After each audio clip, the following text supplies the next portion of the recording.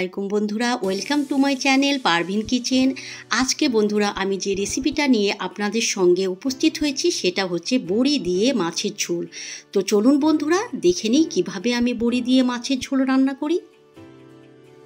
বড়ি দিয়ে মাছ করার জন্যে আমার যে উপকরণগুলো লাগবে সেগুলো একবার বন্ধুরা আপনাদেরকে দেখিয়ে দিই। আমি এখানে কিছু পরিমাণ মাছ ভালো করে পরিষ্কার করে ধুয়ে নিয়েছি। তো লাগবে আমার মাছ, সঙ্গে লাগবে বড়ি। দেখতেই পাচ্ছেন আমি একটা প্লেটে কিছু পরিমাণ বড়ি নিয়ে নিয়েছি। যেসব মশলাগুলো লাগবে সেগুলো একবার দেখিয়ে দিই। এখানে আমি নিয়েছি আদা রসুন পেস্ট।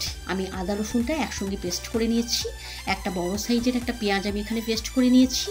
রয়েছে টমেটো ছোট করে কেটে নিয়েছি। আমি এখানে কাঁচা লঙ্কা নিয়ে নিয়েছি। আমি রান্নাটা প্রপারলি কাঁচা লঙ্কা দিয়ে করবো বন্ধুরা। তো এখানে আমি কিছু পরিমাণ কাঁচা লঙ্কা নিয়েছি। এখানে রয়েছে 1 চামচ ধনে পাউডার, এটা জিরে পাউডার, আর এটা 1 চামচ কাশ্মীরি লঙ্কা। তো আর তার সঙ্গে আমি যে ফোড়নটা দেবো সেটা হচ্ছে কালো জিরে আর তেজপাতা, আর হলুদ আর লবণটা বন্ধুরা ওটা পরিমাণ মতো দেবো।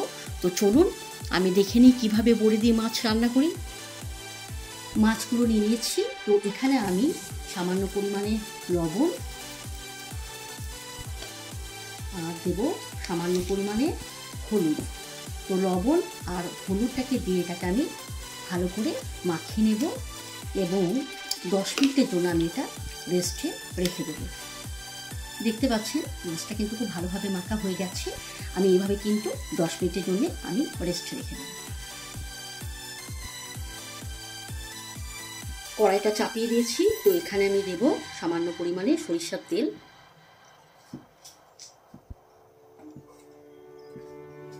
তেলটা গরম হয়ে গেলে বন্ধুরা আমি এখানে দিয়ে দেবো বড়িগুলো। তো তেলটা গরম হয়ে গেছে। তো আমি বড়িগুলো এখানে মধ্যে দিয়ে দেবো। বড়িটা দেওয়ার পরে বড়িগুলো কিন্তু খুব ভালোভাবে লাল করে আমি ভেজে নেব।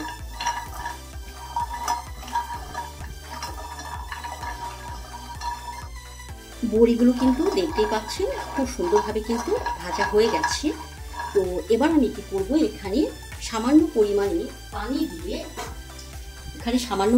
পানি দিয়ে আমি বড়িগুলোকে 2 থেকে 3 মিনিট সেদ্ধ করে নেব।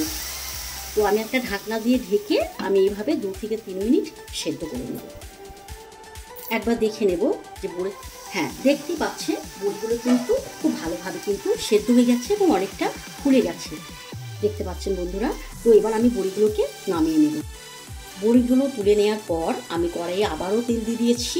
তো তেলটা গরম হয়ে গেছে। তো আমি কি করব, যে মাছগুলো আমি নুন আর হলুদ দিয়ে মেখে রেখেছিলাম তো সেই মাছগুলো একটা একটা করে আমি দিয়ে দেবো এবং ভালোভাবে ফ্রাই করে নেব।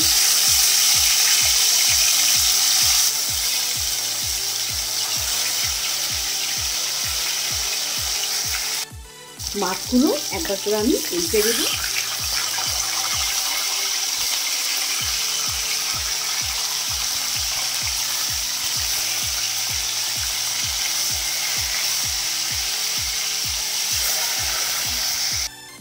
মাছগুলো দেখতে পাচ্ছেন ভাজা হয়ে যাচ্ছে খুব ভালোভাবে। এবার আমি এগুলো একটা একটা করে একটা প্লেটের মধ্যে তুলে নেব।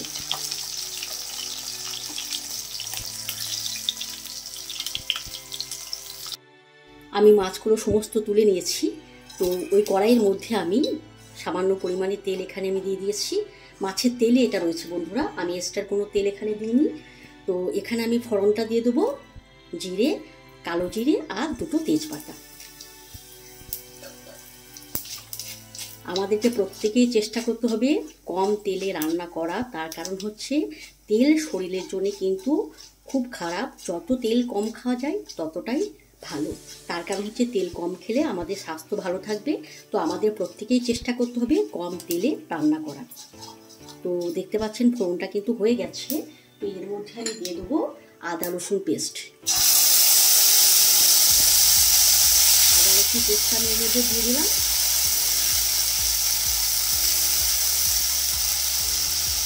দেবো একটা পেঁয়াজ পেস্ট, যেটা আমি কেটে রেখেছিলাম আর সেটা আমি এখানে দিয়ে দিলাম। এটা একটু হালকা করে নাড়াচাড়া করার পরে আমি এর মধ্যে দিয়ে দেবো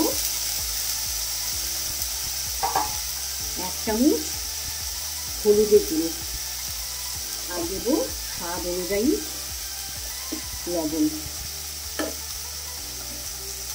তো সমস্ত মশলাগুলোকে আমি একবার ভালো করে নাড়াচাড়া করে নেব।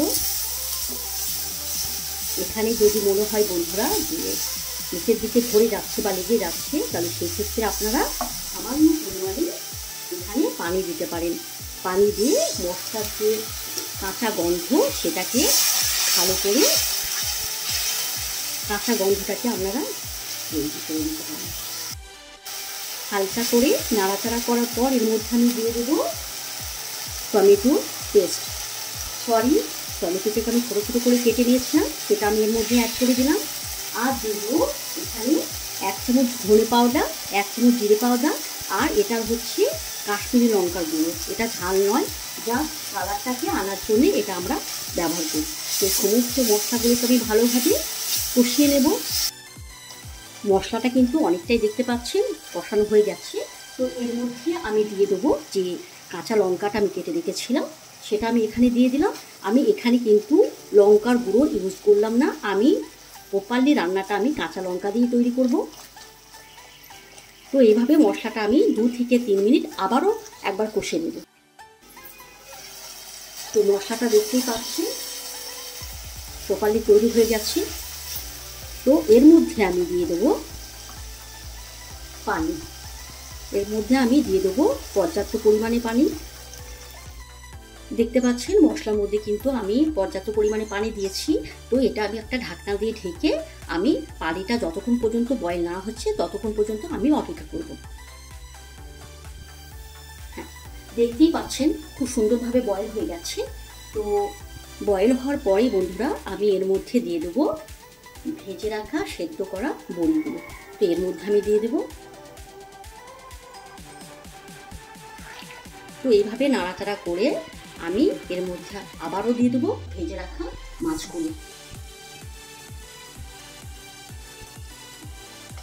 বড়িটা যদি আগে থেকে আপনারা সেদ্ধ করে নেন বন্ধুরা, তাহলে কিন্তু খুব ভালো হয়। তার কারণ হচ্ছে মাছ রান্না করতে কিন্তু খুব একটা বেশি সময় লাগে না।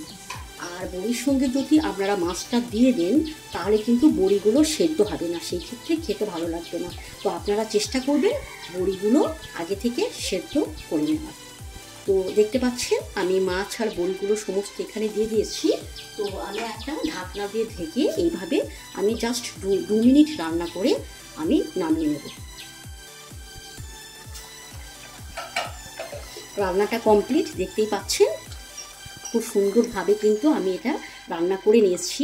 বন্ধুরা, গ্রেভির পরিমাণটা যদি আপনারা মনে করেন একটু কম করব, তাহলে কিন্তু পানির পরিমাণটা একটু কম দেবেন। তো গ্রেভিটা অবশ্যই আপনারা কম বেশি করে নিতে পারেন। রান্নাটা কিন্তু হয়ে গেছে, এখন আমি এটা নামিয়ে নেব। বন্ধুরা, এইভাবে আপনারাও বড়ি দিয়ে মাছের ঝোল রান্না করুন এবং কেমন হয়েছে অবশ্যই আমাকে কমেন্ট করে জানান। আর আমার চ্যানেলটা যদি আপনাদেরকে ভালো লেগে থাকে লাইক কমেন্ট অবশ্যই করবেন, আর আমার চ্যানেলটাকে সাবস্ক্রাইব করে দেবেন। তো আজকের মতো খোদা হাফেজ।